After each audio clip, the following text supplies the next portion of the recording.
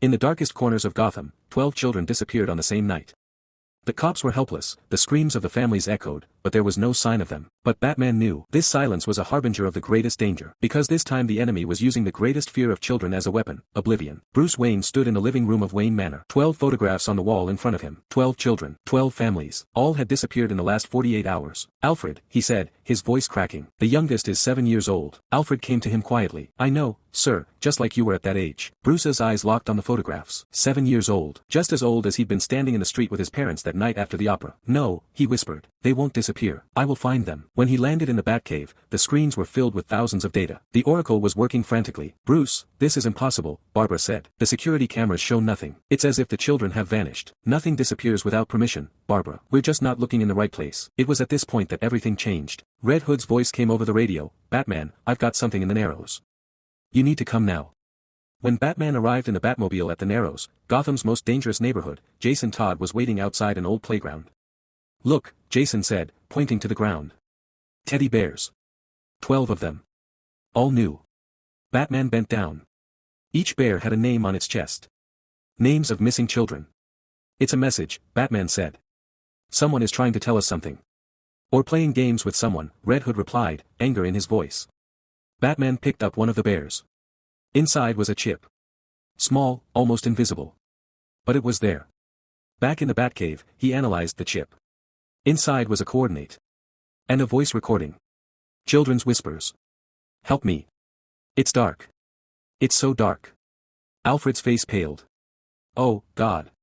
The coordinates lead to the old tunnels under Arkham Asylum, Oracle said. But that area hasn't been used for 10 years. It's in use now, Batman said, adjusting his costume, and that's where I'm going tonight. But the real shocker had yet to be revealed. The tunnels beneath Arkham were one of Gotham's darkest secrets. Mental hospital corridors used in the 1800s, now a forgotten, abandoned labyrinth, left for dead. Batman was walking through them with night vision goggles. With every step, the screams of children echoed off the walls.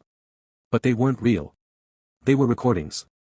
Someone had turned this place into a psychological torture chamber. Oracle, we're losing signal, Batman said, checking the radio. Bruce, get out of there. It's a trap. The signal went dead. He was alone in the dark. Just then, a light flashed in front of him. And he heard a voice. Batman. You're here at last. He recognized the voice. But it was impossible. Hugo Strange, he whispered. You are in Blackgate. My body, yes, the voice replied, coming from everywhere and nowhere. But my mind. Ah, my mind is free, Batman. And it feeds on your greatest fears. The lights suddenly came on. Batman found himself in a giant room. On the walls were hundreds of screens. And on every screen, a child. Lost children. All in dark cells, crying, screaming. Are they real? Asked Batman, clenching his fists. Of course they're real, he said as the hologram image of Hugo Strange appeared. And they've all been specially chosen for you. All 7 years old or thereabouts. They've all lost something. A mother, a father, or both. Just like you, Bruce. Wait a minute, don't miss that detail. These children are like you, Batman, Hugo Strange continued. They've been traumatized, they've suffered, they've been abandoned. And now I'm molding them, just as pain has molded you. Batman lunged forward, but the hologram disappeared. Said Strange, don't be in such a hurry. I'm offering you a game. 12 rooms. 12 children. Each room has a password. And the codes are, in your past. One of the screens zoomed in. A little girl curled up in the corner, shivering and crying. Emily, 7 years old, Strange said. Her parents died in a car accident. 3 months ago. Just like you, Bruce, she lost her parents leaving an opera. Batman gasped. The code to the first room is simple. What did you feel that night, Bruce? Fear? Anger?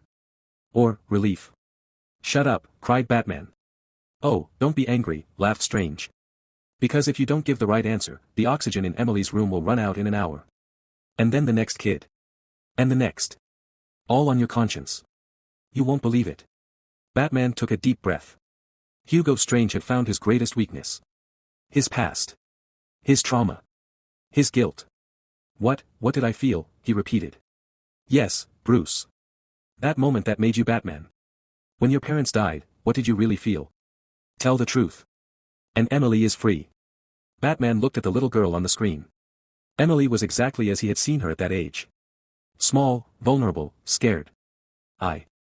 She began, but the words wouldn't come out.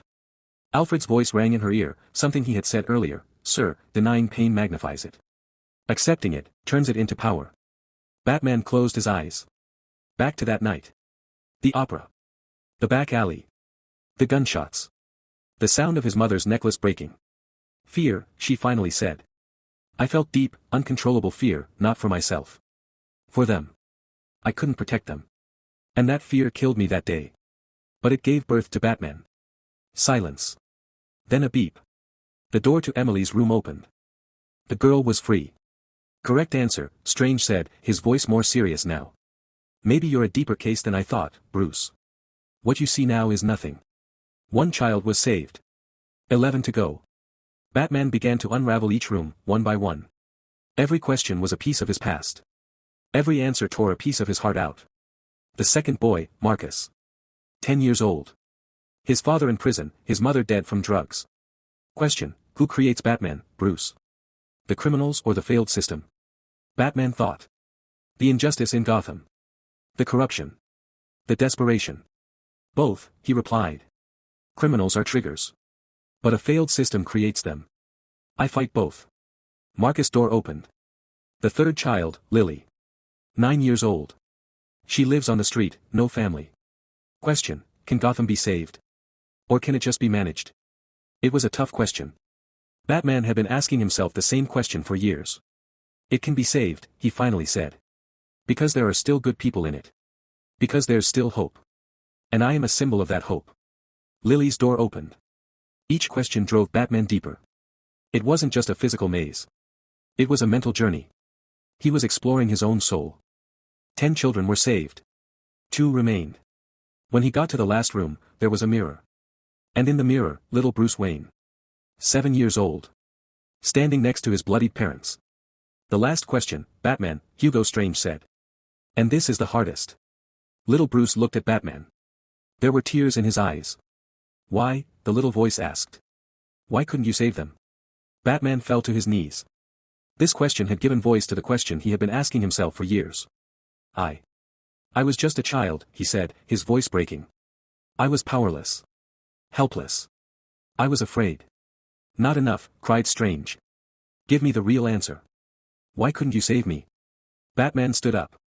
He looked in the mirror. There were no more tears in his eyes. There was determination. Because I couldn't, he said in a calm but strong voice. Because I wasn't the one who should have been there that night. But that night I died and Batman was born. And as Batman, I exist to protect every mother and father who died that night, every child who was lost. I couldn't save them because I wasn't Batman yet, but I am Batman now. And no one will ever be lost alone again. The mirror shattered. Behind it was a door. The last 2 children, huddled together, frightened but alive. Batman embraced them. You are safe now. Hugo Strange's hologram appeared one last time. Impressive, Batman. You really faced your own demons. But guess what? Batman stood up. I don't care anymore, Strange. The children are safe. Your game is over. Game, laughed Strange. It wasn't a game, Bruce. This was therapy. Yours. You've been carrying this pain for years. But today, you released it. What are you trying to say? I'm not your enemy, Bruce. I'm a projection of your mind. The children were never in danger. It was all a simulation created by your subconscious. An enhanced version of Scarecrow's new fear gas. You didn't live through all this. You were only gassed for 10 minutes, in the Batcave. Batman looked around. The tunnels were slowly disappearing. But guys. The truth. And you already saved them. At the Joker's old hideout, 3 hours ago. But your mind processed the fear of losing them again. And I just wanted to show you something. Batman woke up in the Batcave. Alfred was standing over him. Sir, the gas has worn off. The children are in the hospital, all safe. Bruce took off his mask. There was a sweet tiredness in his face. Alfred. I know, sir. You finally dropped your burden. The next day, Bruce Wayne visited Gotham Children's Hospital. 12 children were reunited with their families. When little Emily saw Bruce, she ran up and hugged him. Thank you, Mr. Wayne. Will you tell Batman? I want to see him. Bruce smiled. I will tell him. But I know he's always near you. Even if you can't see him, he's protecting you. Emily nodded. I know, because I'm not alone anymore. Bruce met Alfred outside the hospital. How are you, sir? Fine, Alfred. Really, fine. For the first time, when I think about that night, I feel purpose, not pain. Because, sir, you finally understand. Batman is not a product of pain. He is a symbol of hope. That night, the bat signal lit up the sky.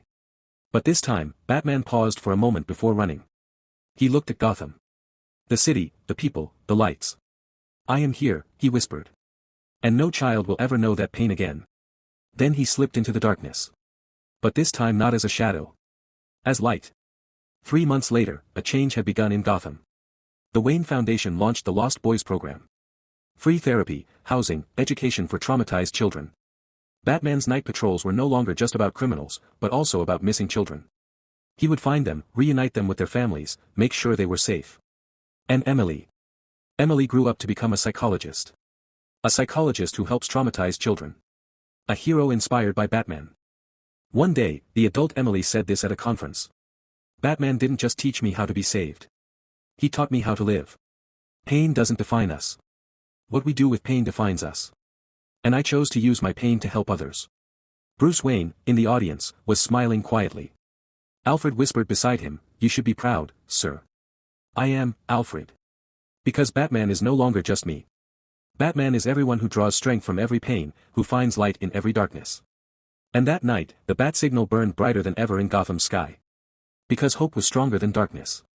And Batman was hope itself. Batman's strength is not in his fists, but in his courage to heal your broken heart. Pain doesn't have to destroy you. It can transform you. You are your own Batman. Face your own darkness. Light your own light. And remember, no child, no human being, is ever alone, because there is always someone in the shadows, someone protecting you.